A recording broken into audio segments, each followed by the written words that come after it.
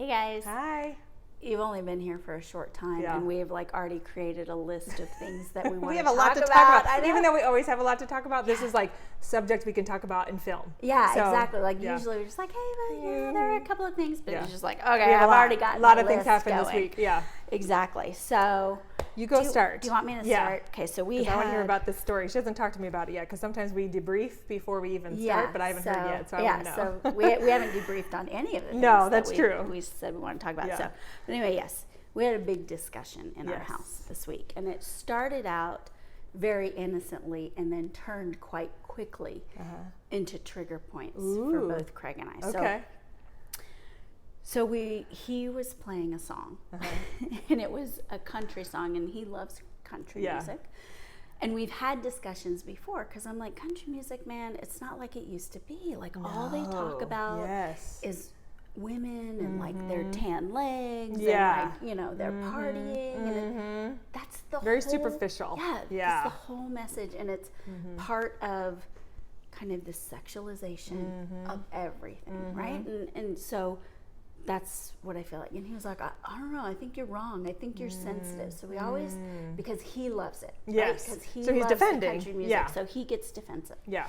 So the other night he plays a song, and it's some kind of song like, if there was anybody's ass I would kiss, Kim Kardashian's or whatever, I'd kiss your ass, right?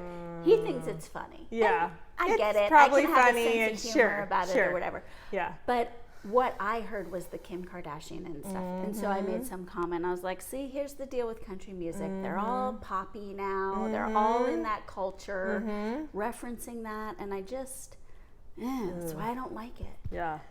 And he was like, it's supposed to be a funny song, and he starts to get angry, right? And I'm like, I mean, okay, it's funny, but like, who's it funny for? Right. Because who's finding this funny, and what type of person is finding this funny? Not that it's a bad thing, but like, what is it attracting? Who is it attracting? Exactly. Yeah. And so I was like, it's just part of the brainwashing that we're all involved in, which is like, hey, I want you to think about women in this way. I want you, this is what they're good for. This is what you need to notice about them. And he was like, man, you sound like an angry feminist. I was like, oh my gosh. So he's mad, right? Because I'm attacking what he loves, or just pointing out some things, of things he loves. And then he takes it personally. Yep. And then the name calling starts. And I got triggered. Yeah. And I was like, what are you talking about? He's like, you have always been very sensitive about this subject. And you've got to think with it. That even triggered you even more? You've got to think with it. You've got to think with it. And I was like, that's interesting, because I feel like you have a thing with it. You are being very sensitive right now to the things that I'm saying, because we talk about this in our house all the time. About pop culture, about what is the messages that are coming into our lives through movies and TV and the news. And now your precious music can't be touched. And I was like, and so what is that? What is it that you're protecting? And what ended, so I was like walking around, because this is what we do when we're starting to get triggered. You have to pace around, you're moving. Got to get the thoughts going. You got to get the feelings moving through your body. Yes. And both my kids were here. Two of my kids were here, my oldest and my youngest. And my oldest, who's a girl, she was like, Dad, you're the one actually who kind of responded pretty harshly. Mom was just making an offhanded comment about country music, and you're the one who took it personally. And he was kind of like, well, I don't remember it that way. So I decided to sit down. Because I was like, wait, what's going on here? What a great moment to just sit and you were aware of it, and then you were able to sit down and then be like, okay, what could we do about this? Exactly. This is such a great moment. Am I an angry feminist? Yeah. And why would he call me that? Right. What is that about? I know he doesn't believe that. Right. And we have talked so much about how the Angry Feminist does a disservice. Yes. For the feminine movement, for the divine feminine movement. And so I know that he's not, so I know that that's coming out of some fear that he has. And I was like, okay, so this is just fear right now. Oh, yeah. This is my fear. This is his fear. So I can either like be pissed. Yeah, and get into an argument and do all of our old cycle drama. Or I can be like, wait, why are we scared? Yeah. Like, what are you scared about? What am I scared about? What's going on here? So I sat down and I was like, what is the reaction about? Yeah. Like, what are my beliefs about women and how they're portrayed in society? What does that mean for you? Yeah. If I believe this, right. and if I am feeling like it's not good for women, what does that mean for you? And he's like, well, it's like you just cut men's balls off. And I was like, that's what has been portrayed. Yes, right? Exactly. I mean, that's what the feminist movement shows men, that, cut their balls off. We don't need them. We don't need a man around. Exactly. And that's what they see. And I totally understand that perspective. Absolutely. So I was like, I get that. I understand. Like, so it's starting to understand, right? Yeah. Like, to acknowledge, you just called me a name and that was just your fear talking. That wasn't you calling me a name. Right. And I don't have to hang on to that name. Yeah. Like, let's just figure out, what are you responding to right now? And so we had this huge conversation where, like, my kids were listening. Yeah.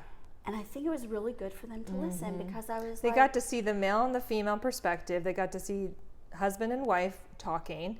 They got to see mother and father talking.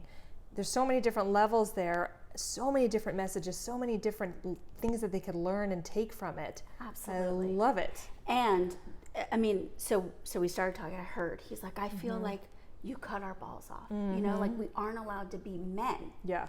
And things that could be kind of funny, like, oh, I want to kiss your ass. Yeah. We're not allowed to be funny. And I was like, I do understand that. There's like kind of like this, we're fighting so hard to be heard. Yeah. That anything that's kind of a joke can't be lighthearted. Right. And I was like, but I think that points to how we're not heard. Yeah. And if you could just understand that this is something we experience all the time, this kind of objectification, right.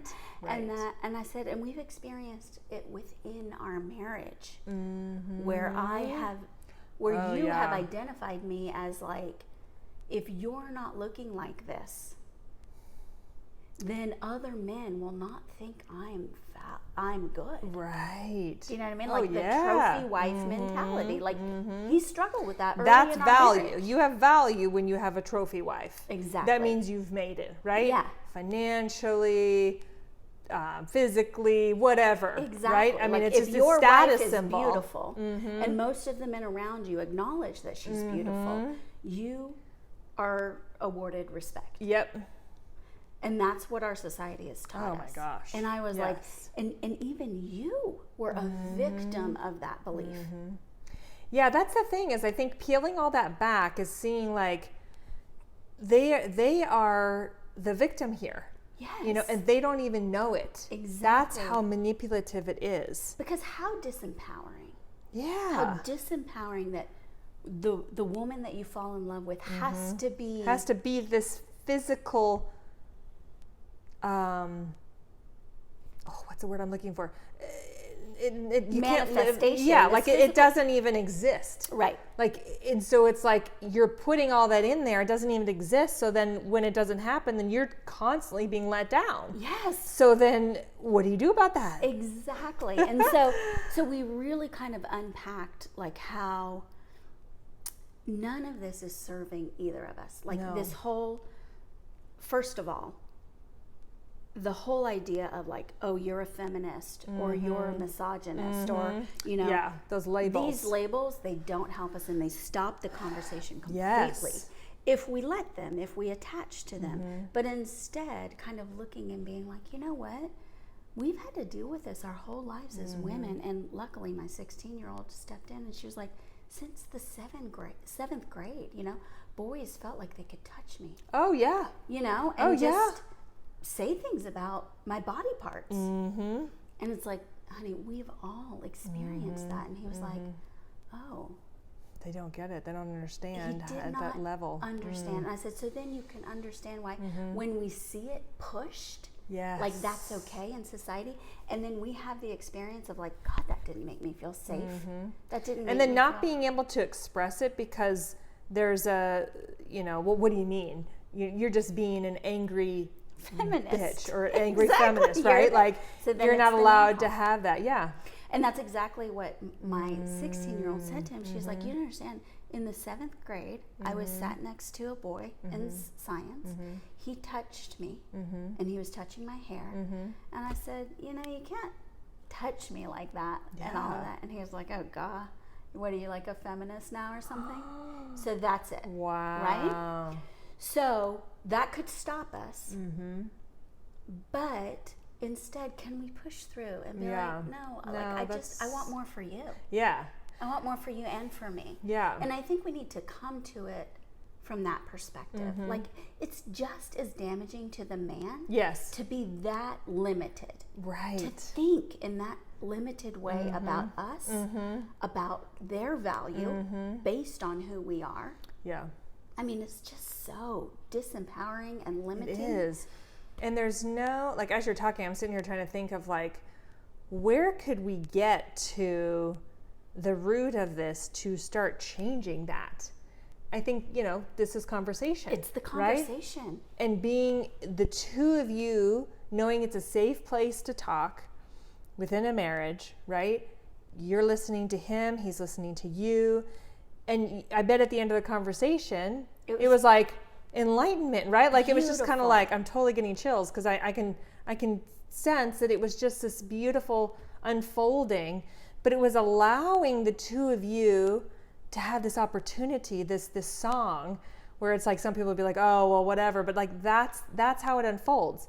It's these little things in our path that if we don't stop and look at them, they're just going to pass us by, but then something else big will come up and it may not be as graceful.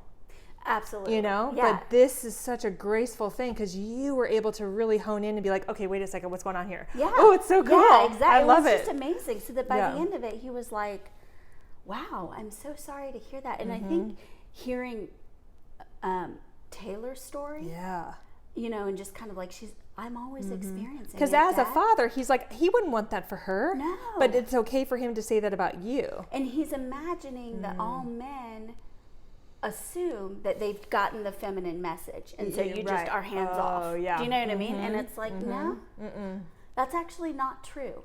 Yeah, that's not. It's just like one extreme to the other. Right. Exactly. It's like no, there's a middle, and let's find the middle. Happening, right? And so, how do we discuss that? Yeah. And then talking about like being vulnerable about how men should be builders and protectors. Yes. And like, where's that masculine Exactly. piece? That's what I was just thinking while you're talking. How can we have that for the 7th grade kid, right?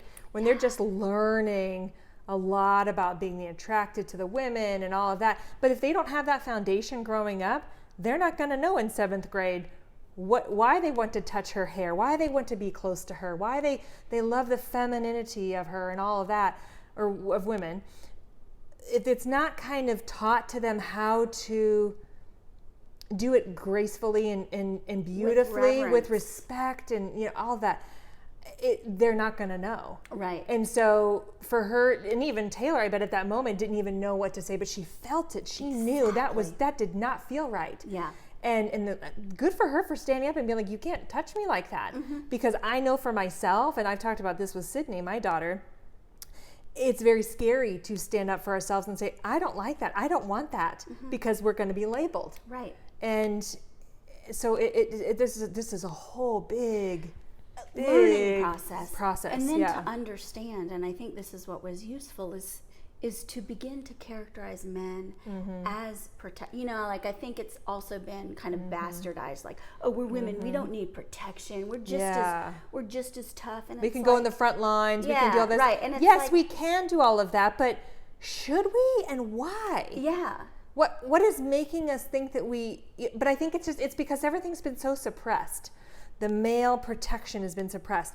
The femininity has been suppressed. And so women come out full force. It's like, I can go fight. I can be a CEO. I can do it all. I can have a family and all this stuff. But it's like, but are you supposed to? And is that the expression of feminine? Right. Is that the expression of feminine we're looking for? Or is that just a masculine expression of a woman? Right. It's like, are you just kind Where's of... the balance? And then how do we balance it out? Where did it go wrong? And then, it has to start, I think, at home. Yeah, right? absolutely. I mean, with you and your husband, how that beautiful conversation, because you have a younger son, right? Who's hearing it too. And he's 9. So it's like hearing all of that and just being able to bring it into their lives. It's just so helpful. And just to begin to really define that, what does it mean to be feminine? And what do we need from our masculine counterparts, which is that protective, protect these women and revere them. Exactly. And build for them. Yes. And then we will guide. And that's what, I was asking Jackson, I'm like, Jackson, what do you think? And he's like, well, I think women are for all of it. Like, when I see in our house is that you guide Dad, but then he also really loves you and thinks you're pretty. And I was like, great. I love that. And I was like, yeah. And he's like, so they can be both. Yeah. And I was like, they can. And with coming from a place of reverence and respect, that appreciation of the attractiveness is completely a different experience. Right. And that's what we're missing. Yes. That piece is not there. That message is not within any of our pop culture. Not at all. So, oh, no. Yeah. Anyway, it was great. So we went from Angry Feminist to really hearing what each side was struggling with and scared of, and it was awesome processing. I love that. Yeah, so it was good. It was good, but again, just moving into it, moving it instead of attaching to something that somebody said, seeing it for what it is, which is an opportunity for growth, and looking at, wait, what's scary here? Right. What is scaring you? Yeah, because that's really what it is. It's the fear. Yeah. Because there's so much attached to it. Oh, that is awesome. Yeah, I love it was good. It was good. Anyway. Bye. Have a good one.